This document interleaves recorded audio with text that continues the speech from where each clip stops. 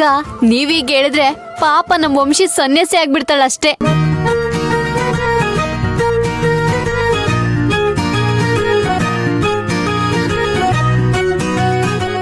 ಇವರೆಲ್ಲ ಸೇರ್ಕೊಂಡು ಇವರಿಬ್ರು ರಾಮ ಸೀತೆ ಅನ್ನೋ ತರ ಬಿಲ್ಡಪ್ ಕೊಡ್ತಿದ್ದಾರೆ.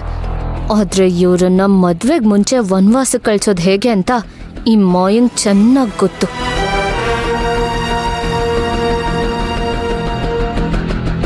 ಹಾ, ಅದು ನಿಮಗೆ ಗೊತ್ತಲ್ಲ, ಅದು ಮದುವೆ ಗಲಾಟೆಯಲ್ಲಿ ಬ್ಯುಸಿ ಇದ್ದೀವಿ ಎಲ್ಲರೂ. ಇನ್ನೊಂದು 2-3 ದಿವಸ ಮಾತ್ರ ನಮ್ಮ ಹೋಟ್ಲು ಬಂದಾಗಿರುತ್ತೆ. ಅರೆ ಇಲ್ಲ, ಅದು ನನ್ನ ಫೋನ್ ಕೆಳಗಡೆ ಬಿದ್ದು ಒಡೆದೋಯ್ತು, ಹಾಗಾಗಿ ನಿಮಗೆ ಬಿಲ್ ಕಳ್ಸೋಕ್ಕಾಗಿಲ್ಲ. ನಾನೀಗ ನಿಮ್ಮ ಜೊತೆ ಯಾವುದೋ ಹಳೆ ಕೀಪ್ಯಾಡ್ ಫೋನಲ್ಲಿ ಮಾತಾಡ್ತಾ ಇದ್ದೀನಿ. ಹಾಂ, ಅದು ನನ್ನ ಫೋನ್ ರಿಪೇರಿ ಆಗಿದ ತಕ್ಷಣ ನಾನು ನಿಮ್ಗೆ ಬಿಲ್ ಕಳಿಸ್ಬಿಡ್ತೀನಿ. ಓ, ಕರೆಕ್ಟ್ ಟೈಮ್ಗೆ ಬಂದಿದ್ದಾನೆ ಕೋದಂಡ. ಏನಾದ್ರೂ ಆಗ್ಲಿ ನಮ್ ಜೋಡಿನೂ ಇವ್ರಿಗಿಂತ ಕಮ್ಮಿ ಇಲ್ಲ ಅಂತ ಇವ್ರ ಎಲ್ಲರ ಮುಂದೆನೂ ತೋರಿಸ್ಕೋಬೇಕು.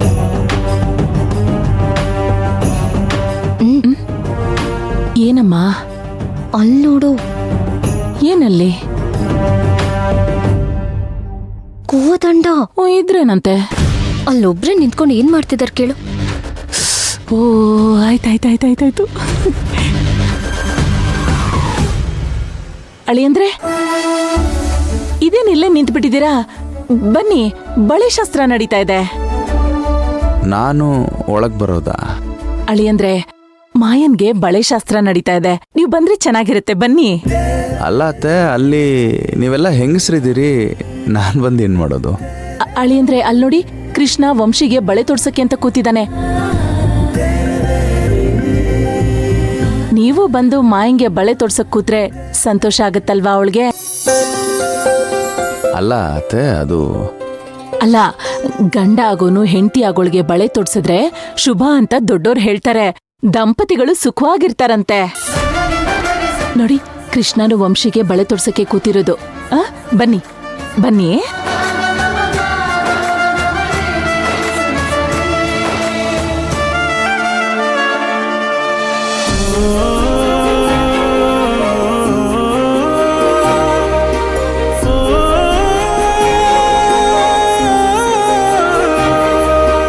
ಅತ್ತೆ ಈಗ ಅಳಿಯಂದ್ರೆ ಮಾಯ ಕೈಯಲ್ಲಿರೋ ಹಳೆಯ ಬಳೆಗಳನ್ನ ನೀವೇ ತೆಗೆದು ಹೊಸ ಬಳೆಗಳನ್ನ ತೊಡ್ಸ್ಬೇಕು.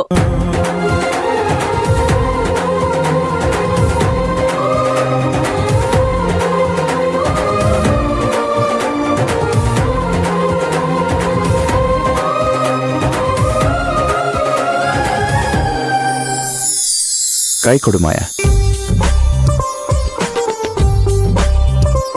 ಆ ಕೃಷ್ಣ ವಂಶಿಗಷ್ಟು ಬಿಲ್ಡಪ್ ಕೊಡ್ತಿದ್ರು. ನಾವಿಬ್ರು ಯಾರಿಗೂ ಕಮ್ಮಿ ಇಲ್ಲ ಅಂತ ಈಗ ಪ್ರೂವ್ ಆಗುತ್ತೆ.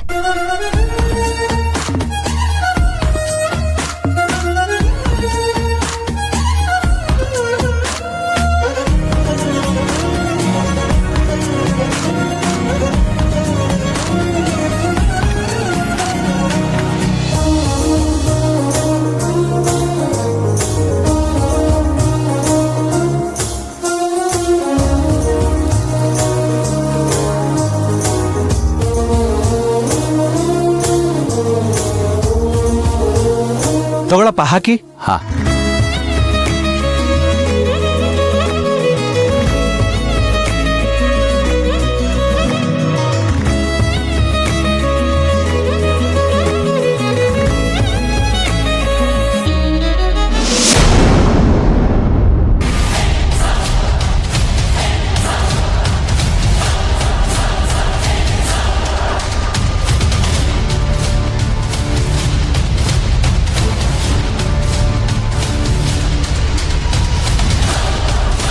ಏನೂ ಆಗಿಲ್ಲ ತಾನೆ ಮಾಯ?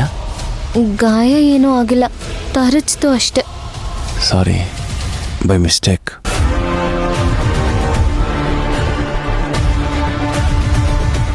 ಏನು ಇದು? ಅಯ್ಯೋ ದೇವ್ರೆ, ಬಳೆ ಹಾಕೋವಾಗ ಒಡೆದೋಯ್ತಲ್ಲಪ್ಪ. ಇನ್ನೇನು ಅಪಶಕನ ಕಾದಿದೆಯೋ ಏನೋ.